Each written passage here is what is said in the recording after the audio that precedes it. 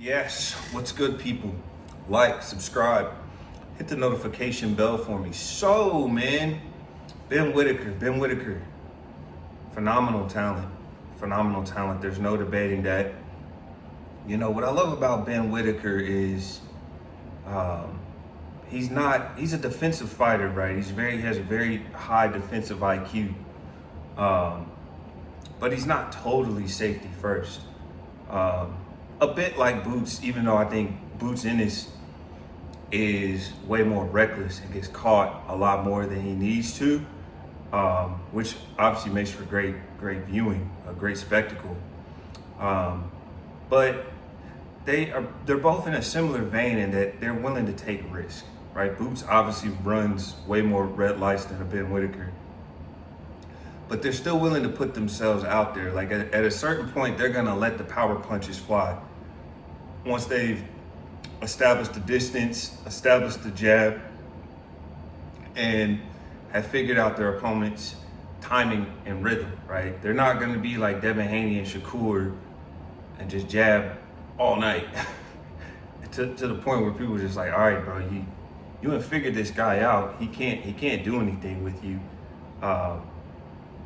It's time to let your hands go, let the combinations fly. We've seen it in spurts from those guys, but often they're just too safety first. Hence why, you know, even hardcore fans aren't very enamored with their styles. But Ben Whittaker seems to be the full package when it comes to his offensive arsenal and his defensive acumen. There is that question though about the mental fragility, right? We all know the infamous Liam Cameron fight where I do think he was looking for a way out. Things were getting rough for him. He was under pressure for the first time, and it seemed to have zapped his energy, right? He seems like a guy who stays in the gym, stays in shape. I would imagine he probably walks around at the heaviest is 190, probably 185, right? He's always ready to go. You know, he looks like he lives the life of a true athlete. You know, he's not a lazy Dave Allen. So the fact that he was getting tired, in my opinion, had to do with the mental fatigue of him actually having to solve a problem, right? I touched on this in the last video about Moses Atalma. Moses hasn't had to solve any problems in the ring at all. He's had it his own way. So it'll be interesting to see when he fights Filip Hrgovic, if maybe he shows some fragility when he actually has to think and his mind is being fatigued. You know, because when you're in there with somebody who's just levels below you, boxing can basically become an aggressive game of tag you're in, right? The game we all played as little kids. It's not a challenge, right? You're just having fun, setting up your shots, and you're punching up a human heavy bag. So we need to see what happens to Ben when he's under duress again, because we haven't seen that since the first Liam Cameron fight, right? Credit to him, stopped Cameron in the rematch. And lately it's been a bum of the month tour, right? This Popeye Rivera guy, again, his whole reputation is established on a loss. Now, it was a lot closer than, say, Jermaine Franklin's loss to Dillian White.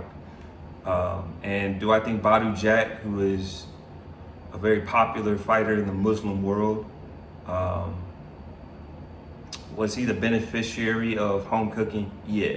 Especially, I think they had one round that lasted like an extra 30 seconds, and it just happened to be a round where at the end, Badu's landing a fusillade of punch combinations on Rivera. I do think that decision by the judges was very, very dubious, I must say. However, what has Popeye Rivera done since he fought Badu Jack? What did he do before he fought Badu Jack? We don't know, you know. And I'm a hardcore fan. I don't really pay attention to the lower weights, but from super middle up, I'm following a lot of the top guys. And I haven't heard what this guy's been up to. He's clearly just been waiting for another call to kind of be cannon fodder for a big name fighter. And that's all he was. He was cannon fodder. He was just several levels below Ben Whittaker. So it's time to see Ben Whittaker step up and actually have a challenge. So I have 5 fighters here that I wrote down who I would like to see Whittaker fight, and this is in order from the fighter I'd least like to see to the one I'd like to see the most. So starting at number 5, we have Zach Chelly. Zach Chelly is a solid fighter. Do I think he's world level? No, but I do think he's firmly British, European level even. He's coming off a fantastic win over David Morrell, a title challenger. It was a contender at 168. Canelo ducked David Morrell like he ducked David Benavidez. People often forget that. And then he's had a solid run at 175. I thought he performed very well against David Benavidez, especially when you look at how David Benavidez absolutely obliterated Anthony Yarde and Zordo Ramirez. David Morrell had a very good showing, but he also had some suspect performances against, I think the Russian's name is Katayev. A lot of people thought he should have lost that fight, and now we saw like Zach Chelly kind of have his way with him, right? And ends up knocking him out, stopping him in brutal fashion, right? And Zach Chelly was a last-minute replacement, if I'm not mistaken, and still has a 9-5. I think he works as a teacher. He was able to knock out David Morrell, who's kind of been touted as one of the future contenders at light heavyweight. And so I think it would be an interesting shout. But again, I think he's too limited. I think he's way too limited. And I don't know if it would be the appropriate challenge for Ben Whittaker. Moving on, Anthony Yarde. A lot of people might say that this is too low, but I think this is very accurate, and this is a fair placement. Respectfully, it's really just Yarde's name. That's the only reason I have him on this list. I think Anthony Yarde is a lovable loser. Again, respectfully, but I'm just being honest. Every time he stepped up to world level, he's lost. And not only has he lost, he's gotten stopped in brutal fashion, right? Kovalev knocked him out with a jab. They waved the fight off against Beterbiev, and Benavidez just blitzkrieged him, right? It wasn't competitive at all. So every time he stepped up to world level, he's lost. The most notable win on his resume is Lyndon Arthur, who is British, European level, right? Lyndon Arthur has a good jab. He has a very good jab, but in my opinion, is too timid. So yeah, it'll attract eyeballs. So if you want to make money, Yarde still might be the way to go, because I do think he has a loyal following in the UK. He's a name, people know him. It'll do well at the box office. It'll get a lot of views. If the Zone doesn't stop putting everything on pay-per-view, bro, that's why I canceled my subscription. It's so irritating. They put Joshua versus Pringa on pay-per-view. Gosh, dude, there's certain type of men who's living up to all the stereotypes, bro. Just greedy. You guys are greedy, and you know you're greedy. Money changers. But anyways, let me not rant and get canceled. But yeah, I think Anthony Yarde versus Ben Whittaker would be, it would do good business. It would do good business. But again, I don't think it'll be a challenge. Whittaker's too smart, too clever, too slick. Yarde, we know he's too swole. Dude is rinsing the waist way too much, and he's already struggling to make 175. And when you carry all that muscle, it just negatively impacts your stamina. Number 3, speaking of Lyndon Arthur, I have Lyndon himself. He's battle tested. He's been in there with some good competition. Yarde, right? He beat Yarde. He fought Dimitri Bivol. And he actually hurt Bivol when they fought each other. People don't remember that. He caught Bivol with a good right hand to the solar plexus. But again, the problem with Lyndon Arthur, in my opinion, is just too timid. The man just doesn't believe in himself. He's got a fantastic jab. He knows how to stay safe. He's been down, right? He got stopped by Yard in the rematch. He had a tough fight against Lee and Cameron, but he actually showed a lot of heart in that fight and dogged it out. There was another fight he had recently, I can't remember. But Lyndon has some dog in him. He's not a total, coward. But in my opinion, he seems very reluctant to want to let his hands go outside of his jab. And having a great jab is important in boxing, right? The greatest heavyweight of all time, his best punch was his jab. But at a certain point, you gotta let the combinations fly. And I think, again, with Whittaker, will he be hesitant because of Whittaker's speed? I think it'd be, again, another notable name. Like, hardcore fans are gonna know. UK fans are gonna know because UK fans are by far the most knowledgeable boxing fans in the world. So it'd be an interesting shout. Number 2. Now, these next two are gonna be interchangeable. But at number 2, I have Willie Hutchinson. I think this would be a fantastic challenge for Whittaker. Not just because Willie Hutchinson is such a skilled fighter, right? He's a switch hitter, can fight fluently out of both stances, good movement. He's awkward. He throws fast combinations. He's got respectable power, in my opinion. We just saw him, beat up Ezra Taylor comfortably, right? He made Ezra Taylor look like a total amateur, right? Just schooled him. So he's got a very deep bag, right? He's not a one-trick pony. I do think it would be an interesting puzzle for Whittaker to solve. Also, Willie Hutchinson's going to play the mind games. So Ben Whittaker, again, is going to kind of meet his match. A guy who has a bright personality, a guy who's going to talk trash, a guy who's going to showboat in the ring and is going to taunt Ben Whittaker. So I think, again, from the mental standpoint, it would be very interesting to see how Whittaker can cope with that. A guy who has a lot of skill, a lot of flair like himself, who's tricky, who's awkward and fast like himself, and a guy with a big personality who is going to try and get in Ben Whittaker's head.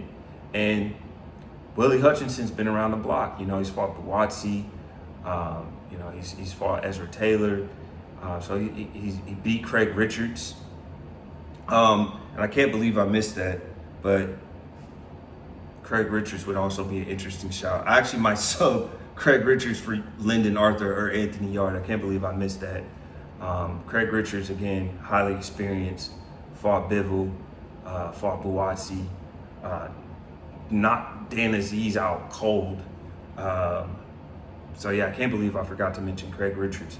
Willie Hutchinson, Craig Richards, either one of those guys would be fantastic. I know I said 5, but it's clearly going to be 6. My bad. But then the number 1 guy that I want to see is Buatsi. Now, I do think Willie Hutchinson is trickier than Buatsi. And yes, we all know Buatsi has the win over Willie and beat him decisively, in my opinion, dropped him several times, even though they tried to rob him.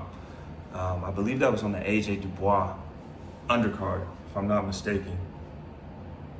So even though Buatsi has the win over Hutchinson, I would say Hutchinson might be a trickier puzzle to solve, which is why I myself am debating whether or not Willie should be number 1 or number 2 on my list. But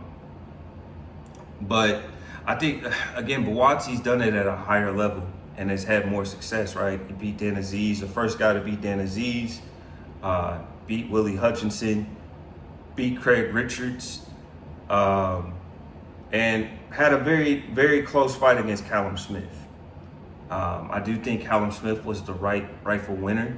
Again, Callum just did more work. He was busier. He landed the more eye-catching shots. I think he hurt Buatsi more. But it was a great fight. It was a great back and forth. I hope they can have a rematch someday. I would love to see them run it back. That was a fantastic fight. But Buatsi's proven. Like, again, it's like I was saying about Atalma versus Filip Hrgović. The eye test tells you that Atalma is more talented than Hrgović. But Hrgović has been through the fire, man. And that matters, bro. We've seen a lot of flashy fighters, when they come up against a seasoned vet who's been around the block, sometimes they unravel, right? They get flustered, they start making mistakes, and it's not fun for them anymore. They're hitting the panic button because they're just like, wait, this guy isn't playing the game the way I want it to be played. You know, so that's what happens when you've seen guys who've just had it their own way their entire careers. So I think it's kind of a similar vein to the Atalma Hrgović fight. A seasoned vet, been around the block, beat some notable names, had some tough fights with other notable names, even in losing efforts. So he's not gonna roll over, right? I think Hutchinson, Buatsi, and Richards, that would probably be my top three. Those guys aren't gonna roll over, right? Chelly had the good win over Morrell, but outside of that, the only guy I've ever heard of on his resume is Anthony Sims, who was kind of another up and comer. So I might have Chelly. I don't even know, dude. I might even trash this whole list because I just don't believe in Lyndon Arthur and Anthony Yarde. Just kind of thinking about it, I might put Chelly above them, even though he's not the name that those two are. But I think it's just time to put Ben Whittaker in the ring with some guys who aren't just going to roll over and quit and feel sorry for themselves or just try to survive. We want to see somebody who's going to take the fight to him and put him under real pressure. So Eddie Hearn, Ben Whittaker, enough of the Bum of the Month tour. We want to see some real thoughts. But I've rambled on long enough. Wow. Let me know what you guys think in the comment section below. Remember to like, subscribe, hit the notification bell. I'm out.